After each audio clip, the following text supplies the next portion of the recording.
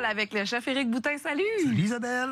Vous, comme moi, vous vous demandez à la maison qu'est-ce qu'on mange cette semaine. C'est quoi la thématique? Bien, cette semaine, on est dans les patates cette semaine. On est dans les patates. On est dans les patates. On y va avec une tartiflette savoyarde pour accompagner un magret de canard au bleuet et au gingembre. Un petit bouillon avec ça. Très bon, très léger, parfait. Ça semble très bon, très rafraîchissant avec le petit gingembre. J'ai bien hâte de goûter à ça. J'ai déjà hâte d'aller cuisiner parce que j'ai hâte de manger. À nos poêlons? Oui!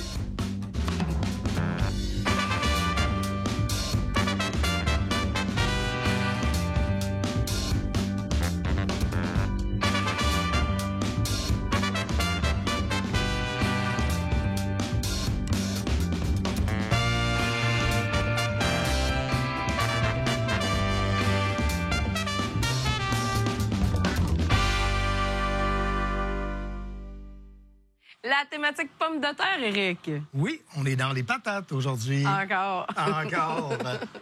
Et on débute avec une tartiflette. Oui, la tartiflette savoyarde. Ce que j'ai fait, c'est que j'ai pré-mélangé les ingrédients. Donc, oignon, ail mélangé ici. Vous avez les lardons.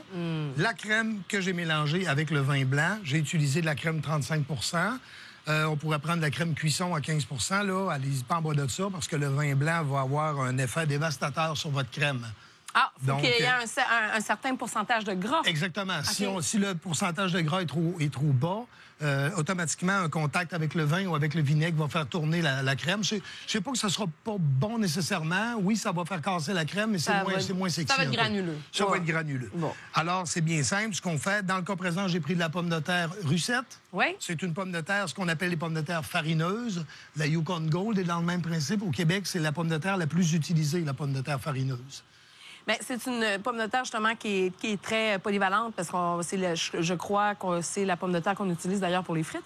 Oui, pour les frites, pour les pommes de terre purées, puisqu'elles absorbent lorsqu'on a terminé notre purée. Et c'est ces pommes de terre-là qui absorbent le plus le beurre, le lait. Donc, ça nous fait des bonnes patates pilées grasses, bien grasses. Alors, ce qu'on fait, c'est qu'on étend les pommes de terre qui sont tranchées très fines. On les étend dans notre petit Pyrex ici. C'est très facile à faire, hein, je vous le dis. De l'autre côté, on prépare le bacon. Oui, touille ça, tiens. J'avais touillé le tout.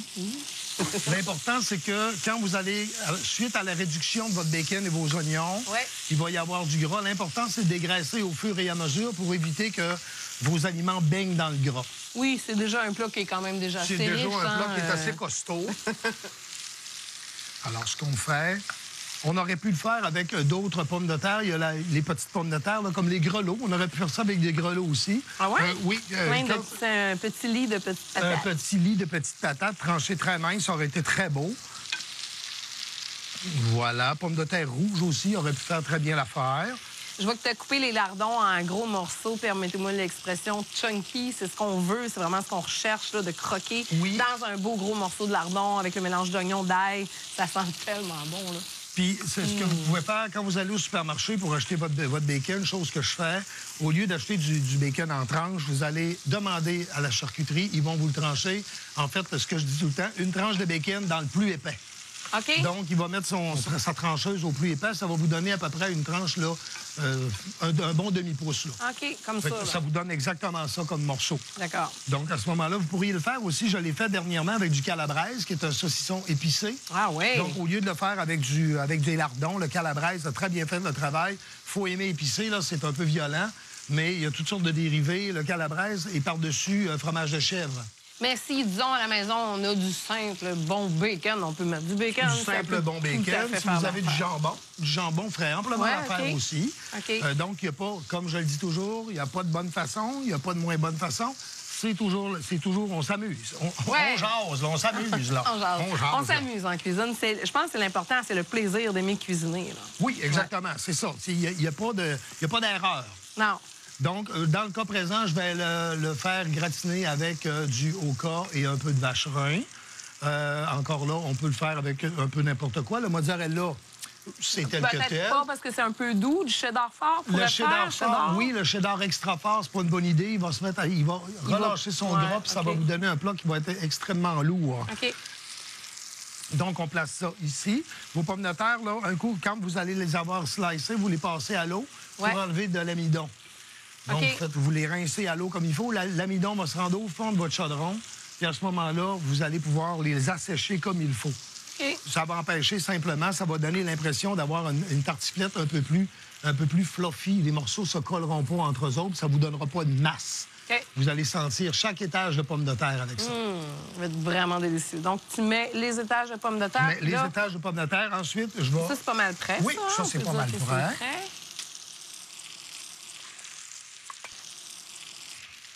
Alors, on met ça ici.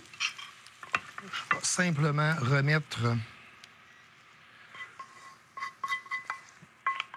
Ah oui, tu mets une étage complète de lardon avec les oignons. Exactement. Et ensuite de ça, je vais couvrir avec le reste des pommes de terre. Tu as besoin que je te coupe du fromage, je crois? Oui, exactement. Le vacherin. Puis le oka. Et le oka.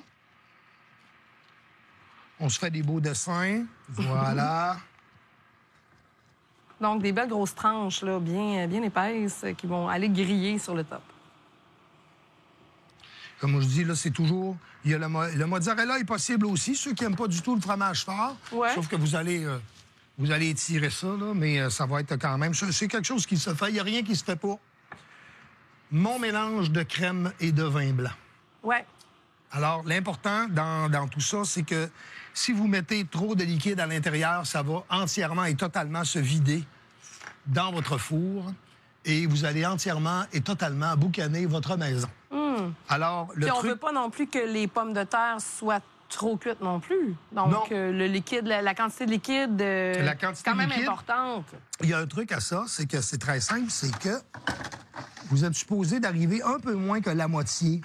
OK. Tu sais, comme là, il y a du liquide jusqu'ici, là. Ouais. Donc, à ce moment-là, on va être correct, ça ne débordera pas.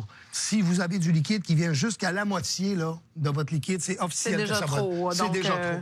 Donc là, oui, ça donne l'impression de ne pas en avoir assez. Mais la pomme de terre, en cuisant, elle, va rendre de l'eau. Ah, OK. Donc, ça risque si vous en mettez... Parce qu'on se dit tout le temps, ah, mon Dieu, ça va être sec. Ah, que ça va être sec. On en rajoute, on en rajoute. Hein? Puis, oui, on a peur. Puis, à un moment donné, ça déborde. Puis là, c'est pas le fun.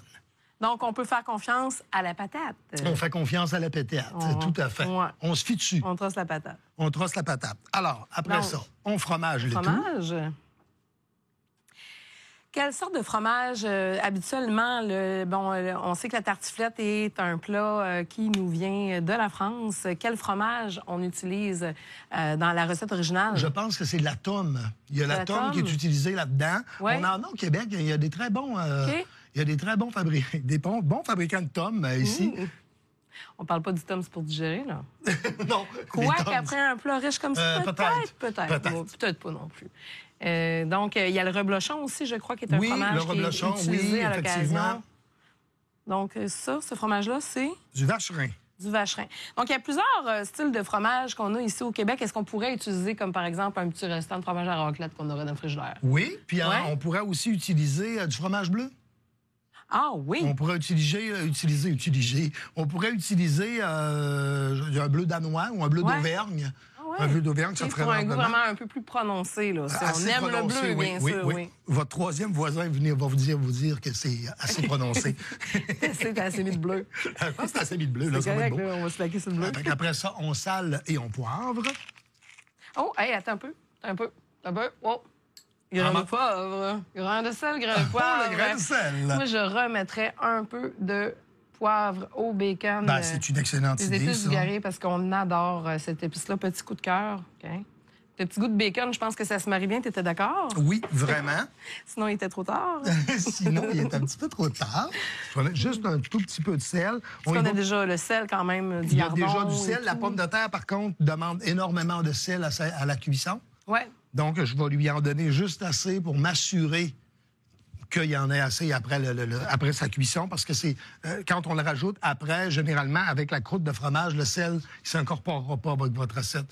Fait que vous allez manger, le dessus va être salé, puis le dessous, ça va être plus qu'ordinaire. Fait que ça ne sera pas égal. Okay. Alors, je le mets au four. Oui. Combien de temps? Environ une bonne vingtaine de minutes. Ah oui?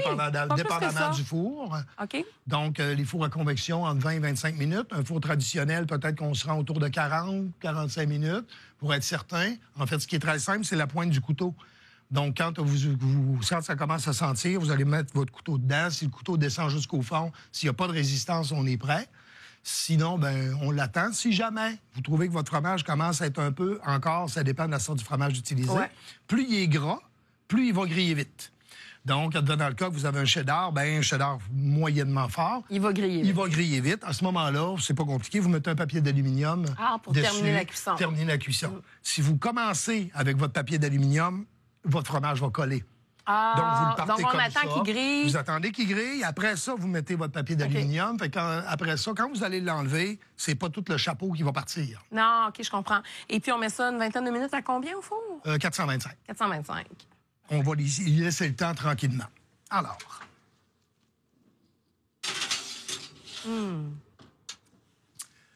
On accompagne ça de... On accompagne ça. En fait, ça devient un accompagnement de... Oui. Notre magret de canard. La vedette de la soirée, le magret. La vedette de la soirée. Le magret de canard. Le magret de canard, c'est pas compliqué. Ça semble compliqué, mais ça l'est vraiment pas tant que ça. Non, absolument pas. Non. Alors, le magret de canard que vous avez ici... Magret de canard qu'on trouve de plus en plus là, dans toutes les épiceries grande surface et certaines épiceries qui le vendent quand même à bon marché parce qu'il y a plusieurs types de qualité de magret de canard. J'en achète de temps en temps. Il y a de la qualité, je sais pas comment on dit le vrai, on dit la qualité 3A ou je sais pas quoi, la super top qualité. Et il y a aussi une qualité un petit peu plus achetable. Oui, il y en a qui sont, oui, effectivement. Il y en a là, vraiment toutes sortes d'épaisseurs. Ce qu'on appelle magret, c'est lorsque l'animal a été gavé. Okay. C'est ce qu'on va voir la plupart du temps. Quand vous avez des gros magrets de canard, c'est parce que l'animal a été gavé. Quand vous avez des magrets de canard qui sont plus petits, ça porte le nom de poitrine de canard. L'animal n'a pas été gavé. Une poitrine de canard risque d'être un tout petit peu plus tirailleuse, donc elle doit être moins cuite. Elle doit être moins cuite un peu. Mais généralement, vous allez trouver sur le marché des beaux gros magrets de canard. Ça a une belle épaisseur quand même, une viande qui est très rouge aussi. Oui, c'est une viande, c'est une viande de gibier très rouge. Ça a un parfum extraordinaire. L'huile qui va résulter de la cuisson, c'est magique. Vous pouvez faire vos œufs le matin. Tout se fait là-dedans. Et ça fait avec... Si vous en faites souvent, vous gardez votre gras. Et ça vous fait des frites magnifiques. Alors, toujours l'incision, le même principe, certaines personnes connaissent ça au niveau de la bavette. On voit souvent des bavettes qui sont incisées. Qui sont quadrillées, Qui sont quadrillées comme ça. En fait, c'est simple, c'est que si je saisis mon magret de canard de façon assez vive, il va se former une croûte sur la peau de mon canard, au même principe qu'une bavette. Et ça va empêcher la chaleur de se rendre au centre de la pièce. Donc, en faisant ça, c'est sûr et certain que là, la chaleur va se rendre jusqu'il faut qu'elle se rende. Donc, je remarque que tu ne te rends pas jusqu'à la chair. On essaie de ne pas se rendre jusqu'à la chair. Comme ça. Donc, ça prend un couteau qui est quand même bien affûté. Oui, exactement. Voilà. On va poêler le tout. Est-ce que tu vas le poêler côté gras, côté chair? On commence par le côté gras. OK. Ensuite, je sale, je poivre. Comme ça. On commence par le côté gras, là, ça va saisir un peu, là. C'est assez important de le saisir. Et puis, on y va, là, à peu près, là. Je vais mettre ça ici, comme ça. Ouais. C'est parti ta poêle pas trop haute, là. C'est parce que si je la pars trop haute, étant donné que le gras est là, il va se ramasser trop cuit. Il va fondre trop vite. La surface va se ramasser trop cuite pour l'intérieur. Donc, il faut que ça soit calibré, tempéré, voilà, de façon égale. Comme ça, à ce niveau-là, on sent tout de suite qu'il y a une belle... Il y a une belle chimie qui s'installe. Ah, écoute, une belle odeur qui s'installe aussi. Oui, une très belle odeur qui s'installe. Que ça sent bon. L'odeur du bacon, déjà, on commence à sentir les effluves de la tartiflette qui va se marier, à mon avis, vraiment à la perfection avec le magret. C'est un très, très bel accord. Oui, vraiment, vraiment. Ensuite de ça, quand le canard va être bien saisi, on va le colorer comme il fait de l'autre côté. Vous n'avez pas à rajouter de gras. Non. Vous n'avez pas à rajouter de gras dedans. Il y en a assez comme ça. En fait, il va falloir en enlever. On voit déjà qu'il a perdu une bonne partie de son gras. Il va perdre un bon 10 au niveau du gras, puis il va perdre un bon 15 à 25 de masse. Donc, généralement, là, un magret va faire 3 magrets pour 2 magrets pour 3 personnes, environ. Comme ça, c'est une valeur assez sûre. Donc, ça ne sera pas tellement long. On va juste le colorer un peu. Là. Bien. On le grille bien, c'est ça. En fait, ça va, je vais vous montrer la couleur là, à laquelle on s'attend. Là, je le déplace avec ma fourchette, là, mais j'essaye de on essaie de ne pas le piquer parce qu'on On essaye de ne pas le piquer parce que c'est ça. Voilà. On ne va pas beaucoup collaborer. C'est pas une viande qu'on se risque souvent de cuisiner à la maison. C'est un plat qu'on cuisine plus souvent là, au restaurant. C'est parce que c'est des pièces qui sont chères, puis on a peur de manquer notre coup. Il y en a beaucoup, des pièces de même, comme du lapin en particulier. On y pense, mais on se dit, ah mon Dieu, ça fait cher. Alors là, on le colore. Ça sent bien. Ça sent bien bien? Oui, ça sent bien bien, ça. Alors, on donne une coloration à ça. Pendant ce temps-là, on peut aller voir la tartiflette. Ah oui! On va regarder aller voir si c'est prêt. En tout cas, à l'odeur, ça sent déjà vraiment très bon. Ça sent vraiment très bon. Ouais. Alors, ce que je vais faire, là, je vais sortir la tartiflette.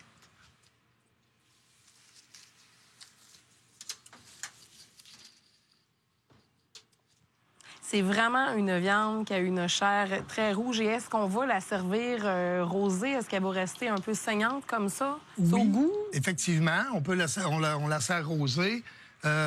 Ça, là-dessus, j'ai toujours des bémols parce qu'on me dit tout le temps le canard doit se manger très saignant, la bavette doit être mangée très saignant.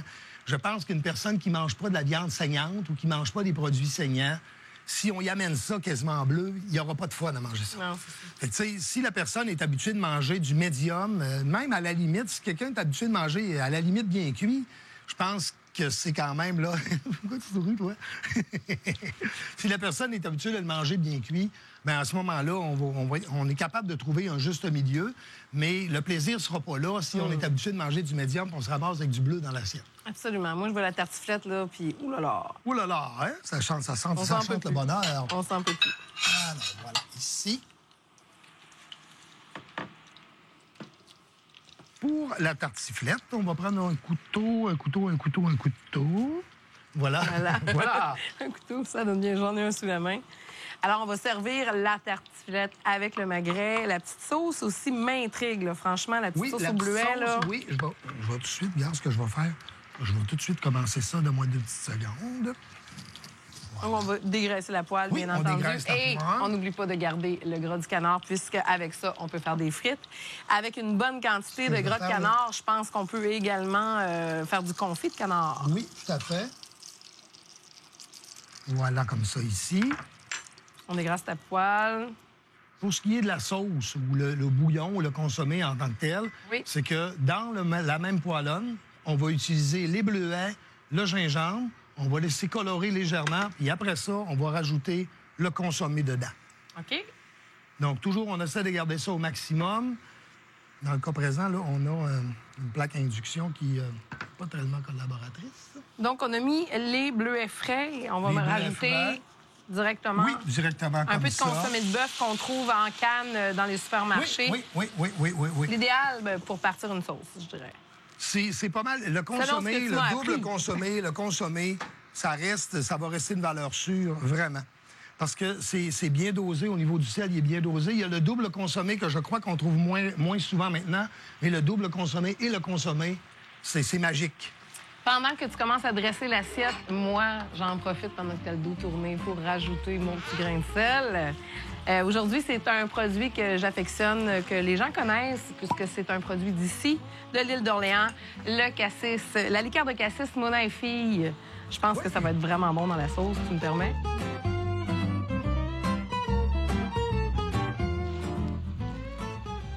Je pense qu'avec les bleuets, ça va être un accord parfait. Alors, la tartiflette, elle est bien cuite? Oui, c'est parfait. Ça sent bon. Ça sent le bonheur. Ça sent très, très bon, effectivement. Oui, avec la liqueur de cassis aussi, ça rajoute un petit oui, puis ça sent la prise de poids ici, là. Ah, ben oui. Ça sent le jogging le lendemain. Ça sent le jogging, oui. Ça sent je regrette. C'est dans ce temps-là que tu es content d'avoir un chien pour aller faire marcher. Voilà. Alors, on laisse réduire ça quand même... jusqu'à ce que la sauce épaississe. Qu'il y ait une réduction là, d'à peu près de moitié, je vous dirais. OK. Ça s'en vient. Et avec les miracles de la technologie, nous allons prendre notre morceau de canard. Et magie. Et magie! Magie! Voilà! Le magie. Alors, le magret de canard, il a été cuit environ, comme je l'ai dit, 14 minutes environ, 7 minutes à la poêlonne, le reste au four. Moi, je vais te prendre la tartiflette. Oui, bien sûr. je vais te la donner avec des gants, je pense. Ah, ben oui. Tu sais, on jase, là. On jase, ça serait mieux. On jase, là, ça serait mieux. Un petit peu, j'y explique, on jase, je le prends avec mes mains, tu sais. Oui, quand même. Un petit peu, hop, voilà. Ben moi, je vais partir avec ça. Ça sent bon. Ça sent vraiment bon. Je vais prendre notre assiette. Oui, ça sent extrêmement bon. Je pense qu'on va tous vouloir y goûter. À la maison, vous allez devoir la faire vous-même si vous voulez la goûter, bien entendu. Encore là, je me répète, mais j'aimerais vraiment que vous puissiez y goûter parce que ça sent vraiment très, très bon. Ici, au Québec, c'est pas un plat qu'on fait énormément souvent. On a, par exemple, des genres de plats qui mettent en vedette la pomme de terre, bien sûr, quand on pense à notre célèbre pâté chinois. Et donc, on a plusieurs recettes comme ça là, où la pomme de terre est vraiment en vedette. Voilà. On voit que la sauce a bien épaissi, là, elle bouillonne un peu. Là, ça commence, vraiment... regardez, là, il y a une belle texture sirupeuse. Là. Ouais. Voilà. Alors, génial. On prend ça ici.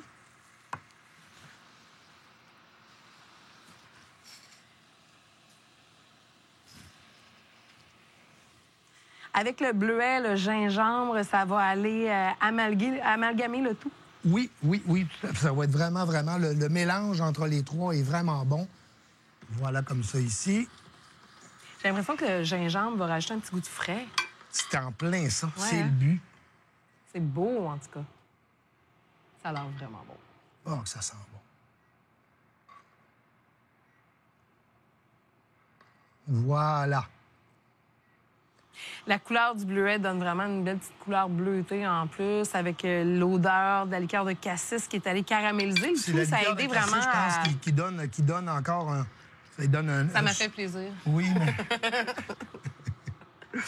Ah, c'est vraiment épatant, les couleurs et tout, c'est magnifique.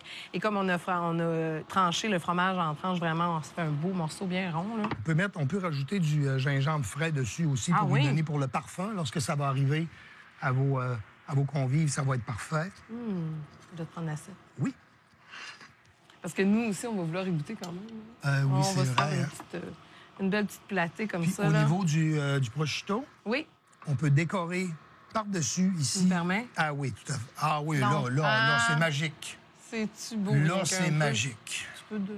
Oui. verdure comme ça. On aime ça, on s'amuse avec les couleurs. Je pense que c'est un peu le bonheur d'y aller avec la déco. Moi, je te propose une bière aujourd'hui, Éric, vraiment intéressante pour aller avec ça. La British, qui est une bière que le grain a été grillé, caramélisé, puis ça va lui donner un petit goût de noix. C'est la brasserie à l'affût qui nous offre cette bonne bière, la British. On y goûte? Oh oui. Donc, on va ramasser ça, puis on va pouvoir goûter à la bonne bière. Ouais, pendant ce temps-là, je vais ajouter ça ici. Voilà. Ah, c'est une bière qui est quand même très brune. Vraiment? Oui. Petit goût de noisette. Je crois qu'avec ça, avec la patate, le fromage, là, ça va être très bon. Donc, la British. Oui, vraiment. Voilà. Santé. Merci, santé. Ah oui, on le sent, le goût de noisette, vraiment. C'est vrai. Le petit goût de noisette est quand même assez présent. Mais ça a vraiment, c'est une bière qui est très houblonnée. Vraiment. C'est très, très bon. Avec ça, l'espèce de goût de gibier, là, ça va être parfait, ça. Avec le canard, je crois que ça va être vraiment bon. Je vais y redonner un petit coup de souffle. Oh, oui donc. Voilà.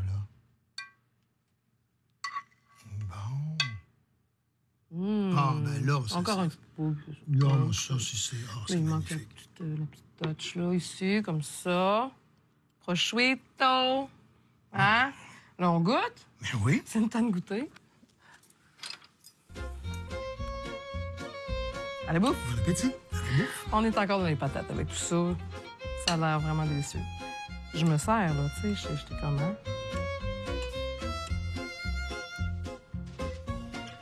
C'est bon, hein? C'est vraiment délicieux. Bleuet. Mais vas-y, vas-y, hein.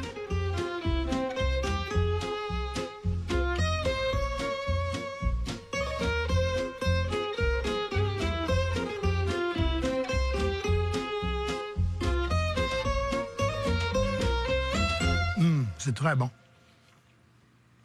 Oh, les lardons fondants. C'est vraiment bon. Tu me prêtes un couteau? Oui. T'es équipé en couteau, cher? J'ai des grosses ambitions avec le magret, comme vous pouvez voir. Un couteau, c'est un couteau. On goûte le magret. Allez, Oui. on se lance.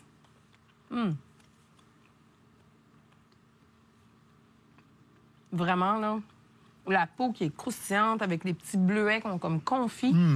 Tout ça mélangé avec la tartiflette, c'est génial. Dis-moi, la semaine prochaine, on cuisine quoi? On cuisine... Attends un petit peu, je reviens. On cuisine des finger food la semaine prochaine. Donc, pour devenir le kingpin du potluck. Exactement. Je pense que ça va être vraiment bon. Ça vous tente de venir goûter? J'ai déjà entendu tartiflette. Allez, tiens. Ah, écoute, pas le choix, pas le choix. Ouais, tartiflette. Toi, avec mon super gros couteau. Oh. Oh là là. Tellement l'air bon. T'es prêt, toi? Du vacherin. Du vachon. Vacherin, ouais. C'est bon? Vachon. Ah, j'ai fait pour toi.